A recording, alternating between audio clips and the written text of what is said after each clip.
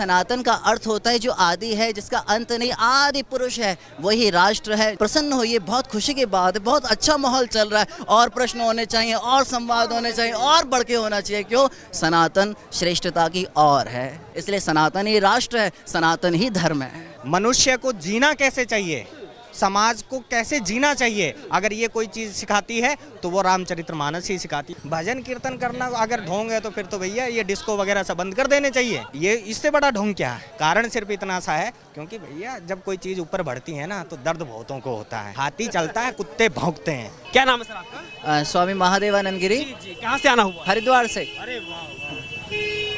हरिद्वार, आप किसका यहाँ आशीर्वाद लेने आए हैं? क्योंकि वहाँ तो हरिद्वार में तो अभी धीरेन्द्र शास्त्री संतों का आशीर्वाद लेते हुए घूम रहे थे। मैं आपसे कहना चाहता हूँ कि यहाँ जो जगत गुरु है, वसुदेव सुतम देवम कृष्णम वंदे जगत गुरुम, जो जगत का गुरु बैठा है नारायण बिहारी, उसके दर्शन करने, उसका आशीर्वाद लेने आया हूँ। मैं किसी बागेश्वर, किसी पंडित आदि किसी का नहीं, मैं इस समय नारायण का आशीष लेने आया हूँ। और मैं आपसे पूछना चाहता हूँ कि नारायण से ऊपर कोई बैठा है क्या? जी, क्या बैठा है क्या? ऐसा नहीं है। तो वृंदावन में आकर आप बिहारी के दर्शन नहीं करते, उनका आशीष नहीं लेते, तो कोई अर्थ ही नहीं रह जाता है ना। आपको लगता है कहीं ना कहीं भगवाधारियों का आजकल डंका बाज रहा है, और सनातन को बार बार, सनातनियों को बार बार परीक्षा देनी भी पड़ती है। वो पास होते हैं, फेल होते हैं, कभी कुछ होता है, कभी कुछ होता है। लेकिन आपको क्या लगता है, लगातार जो सनातन पर सवाल खड़े जो हो रहे हैं?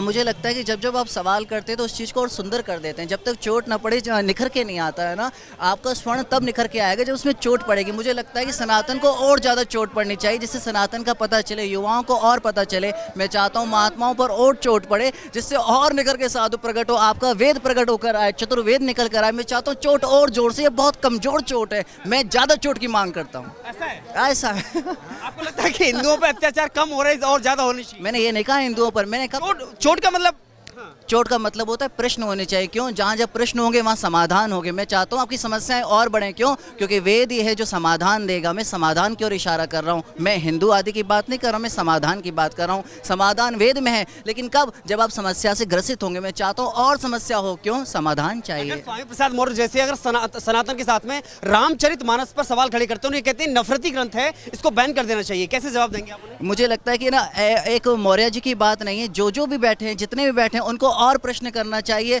और बैन आदि के बिल्कुल उनको मुद्दे उठाने चाहिए। क्यों? यदि उनका पक्ष मजबूत है तो उत्तर देने वालों का ही पक्ष मजबूत होना चाहिए, और मुझे लगता है और अच्छा वो उत्तर देंगे। ऐसे और लोग निकल गए, मैं तो ऐसे लोग किस तरह, लेकिन रामचरितमानस बैन होना चाहिए अगर उनके मुताबिक माने तो? अगर नहीं होना चाहिए तो क्यों नहीं होना चाहिए? देखिए, रामचरितमानस जो है बैन के प्रश्न नहीं है, पहले संवाद का प्रश्न है। हम बैठेंगे, शास्त्रार्थ होगी, चर्चा होगी, और जब इसका निर्णय निकलेगा उसके बाद मान्य होगा, है ना। बात बैन की नहीं है, बात ना हार की है ना जीत की है, बात है संवाद की, चर्चा की, शास्त्रार्थ की। आपको जानकर आनंद होगा, पहले हम सब बैठ के विदुष परिषद करते थे, जहाँ हम सब बैठते थे, शास्त्रार्थ करते थे। तो वो लोग भी आए, यहाँ के सनातनी भी आए, हिंदू भी आए, सब बैठ के शास्त्रार्थ करें, जो निर्णय निकलेगा वो मान्य होगा। बिहार के शिक्षा मंत्री ये कहते हैं कि नफरती ग्रंथ है, ये नफरत फैलाता है। आपको कहीं लगता है कि रामचरितमानस की कुछ ऐसी चौपाई हैं जो नफरत फैलाती हैं? ऐसा लगता है कहीं आपको? ऐसा है कि बात रामचरित्र जी की नहीं है, ना बात मौर्य जी की, बात है मन की, बात है साइकोलॉजिकल की। उनके मन में यदि प्रश्न होता है कि मुझे लगता है ये द्वंद्व पैदा करता है, नफरत पैदा करता है, तो उनको मन को समझना चाहिए। जिस किसी भी व्यक्ति के मन में प्रश्न उठते हैं, हमें समझना चाहिए, ना उसको दबाना है, ना मारना है, उसके प्रश्नों को समझना, उसकी मानसिक स्थिति को समझना है, और हमें ऐसा उत्तर देना है, ऐसे उसके प्रति सामने प्रकट करके रखना है कि उसके प्रश्न शांत हो सकें, उसका मन निश्चल हो सके। हमें ये विधा निकालनी है, दबाना नहीं है। ना मैं मौर्य जी को दबाने में लगाऊँ, ना किसी ऐसे उठते हुए प्रश्न को दबाना। मैं कहना चाहता हूँ बैठ के हमें उसका मन को हल करना है। अभी हमारे साथ में दो भगवाधारी हैं, आप जरा बताइए भगवाधारी का उद्देश्य क्या है? क्या समाज को बदलाव लाना, या सनातन का ही प्रचार करना, या हिंदुस्तान को हिंदू राष्ट्र बनाना? उद्देश्य क्या है? सनातन का उद्देश्य है, महात्माओं का उद्देश्य है आपको जागृत करना, आपकी चेतना को पहुंचाना, आपको बताना कि आप काया मात्र नहीं है, आप अत्यंत चेतन हैं, ऊर्जावान हैं, आप परम सत्ता हैं। ये काम है संत का, ये सन्यासी का काम है, ये वेदों का काम है, ये शास्त्रों का काम है, पुराणों का काम है। आपकी आपसे मुलाकात करवा देना ये संत का काम है। ये काम योगी कर रहे हैं? ऐसा भगवाधारी है ना? ऐसा कभी हुआ ही नहीं कि कोई योगी हो, संत हो, विवेकानंद हो, दयानंद हो, A to Z रामकृष्ण हो, योगी जी हो, ऐसा कोई सन्यासी नहीं जो आपको आप तक ना पहुंचा। ऐसा हो ही नहीं सकता। सन्यास आया, भगवा आया, यानी अग्नि आ गई, और अग्नि जो जो बुरा उसको नष्ट करेगी और जो जो सुंदर है उसको प्रकट करेगी। ये अग्नि का काम है, ये उसका स्वभाव है। लेकिन इसी भगवा कपड़े पर लांछन लगाने वाले, आरोप लगाने वाले लोगों को क्या मैसेज देना चाहिए, क्या जवाब देना चाहिए? मैं चाहता हूँ कि और ज़्यादा लांछन आए, क्यों ये अग्नि है, मैंने कहा अग्नि का स्वभाव है जलाना, जितने लांछन आएंगे स्वतः जल जाएंगे और जो भी श्रेष्ठ है वो रह जाएगा, जो भी कूड़ा है कचरा है वो नष्ट हो जाएगा। प्रसन्न होइए, बहुत खुशी की बात है, बहुत अच्छा माहौल चल रहा है, और प्रश्न होने चाहिए, और संवाद होने चाहिए, और बढ़ के होना चाहिए। क्यों? सनातन श्रेष्ठता की ओर है, ये इसका मूल आप समझिए, सनातन उद्गम की ओर है, सनातन प्रखरता की ओर है। आखिरी सवाल करूंगा मैं, क्या सनातन ही राष्ट्र धर्म है? ऐसा है कि सनातन का अर्थ होता है जो आदि है, जिसका अंत नहीं, आदि पुरुष है, वही राष्ट्र है। जो सनातन को नहीं मानता वो राष्ट्र को कैसे मान सकता? सनातन ही धर्म है, सनातन ही राष्ट्र है। तुम राष्ट्र हो, तुम धर्म हो, तुम सनातन हो, यही सनातन का उद्देश्य। सनातन किसी एक वस्तु व्यक्ति का इशारा नहीं कर रहा, सनातन कह रहा है जो अजर है, अमर है, नित्य है, जिसका पार नहीं पाया जाएगा, वो है सनातन। इसलिए सनातन ही राष्ट्र है, सनातन ही धर्म है। क्या नाम है सर? मेरा नाम मुकेश पुरी है। सनातन ही राष्ट्र धर्म है?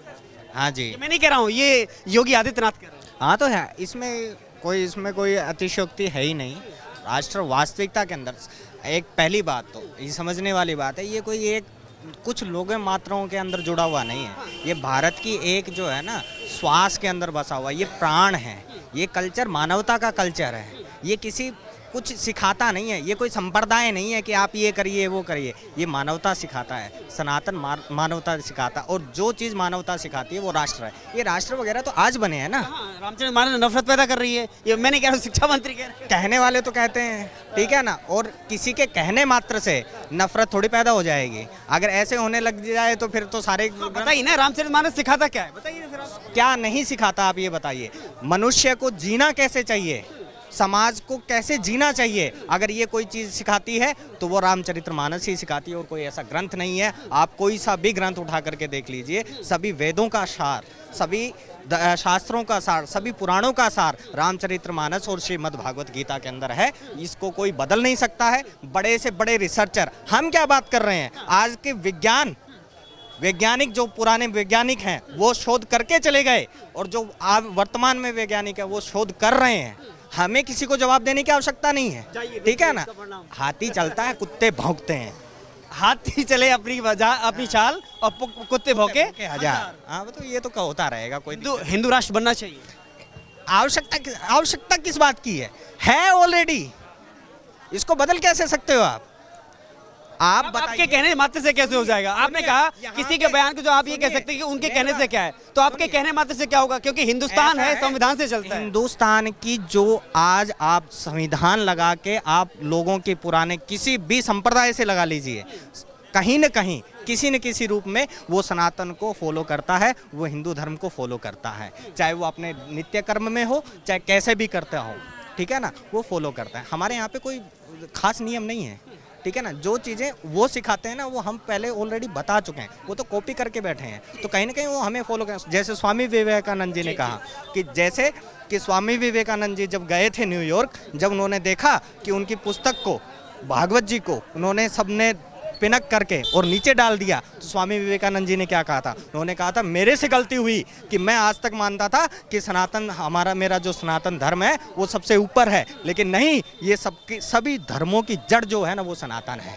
तो हमें क्या आवश्यकता है किसी को प्रमाण देने की? प्रत्यक्ष को प्रमाण की आवश्यकता नहीं होती है। आप श्वास ले रहे हैं तो आप सनातनी हैं, इसको बदलने की आवश्यकता नहीं। आखिरी सवाल, आपको क्या लगता है कि जो अभी सनातन को लेकर के जो सवाल खड़ा किया गया बागेश्वर धाम को लेकर के, जो ये कहा गया कि ये अंधविश्वास है और धर्म के नाम पर कहीं ना कहीं धंधा है, क्या लगता है आपको? क्योंकि 26 वर्ष की उम्र में इस तरह से सनातन का डंका बजाना, शक्ति कौन सी है? अरे देखो एक बात बताओ, जब तक विरोध नहीं होगा तब तक पता क्या चलेगा, ठीक है ना। वो कुछ कर गए हैं, शास्त्री जी कुछ कर गए हैं, तो दिक्कत तो होगी ना। विरोधियों को दिक्कत कब होगी? और मैं तो ये कहता हूँ कि सन्यासी का जब तक कोई विरोधी नहीं है वो सन्यासी नहीं है। किसका नहीं विरोध हुआ है? स्वामी विवेकानंद जी का तमाम विरोध हुआ है, शंकराचार्य जी का तमाम विरोध हुआ है। वो शास्त्रार्थ करते हुए पूरे भारत को विजय उन्होंने प्राप्त किया है। तो ये तो कोई बड़ी बात नहीं है। वो अपना कर्म कर रहे हैं, वो क्या कर रहे हैं वो जानते हैं। वो कोई ऐसे नहीं है कि ऐसे ही उन्होंने भगवा पहना और बैठ गए। वो क्या है कि अपने गुरु के नीचे शिक्षा ग्रहण करके वो बैठे हैं, ठीक है ना। और कहने की बातें हैं ये तो सब, ठीक है ना। और जो बात करते हैं ढोंग की, ठीक है ना, ढोंग तुम उन लोगों से ज़्यादा ढोंग और कौन करता है? हम क्या करते हैं? हम तो जीना सिखाते हैं। भजन कीर्तन करना अगर ढोंग है तो फिर तो भैया ये डिस्को वगैरह सब बंद कर देने चाहिए। ये इससे बड़ा ढोंग क्या है? ठीक है ना? तो ढोंग तो ये भी है, कहीं ना कहीं तो ढोंग ये भी है। आप आज नकली चेहरे लगा करके घूम रहे हैं, जो पिक्चरें इतनी बन रही हैं, ये क्या है? ये सब ढोंग है ना? क्या आज की जो फिल्में बनती हैं वो क्या हमारे रियल लाइफ से पूरी की पूरी एक मैच खाती है? तो वो ढोंग नहीं है। जब ये ढोंग बंद हो जाना चाहिए तो वो ढोंग भी बंद हो जाना चाहिए। उसके ऊपर एक्शन क्यों नहीं? कारण सिर्फ इतना सा है क्योंकि भैया जब कोई चीज़ ऊपर बढ़ती है ना तो दर्द बहुतों को होता है। तो वो दर्द हो रहा है, इसमें आनंद लेने का काम है, इसमें टिप्पणी करने का या तर्क करने का काम नहीं। ये तो आनंद का विषय है कि और करो।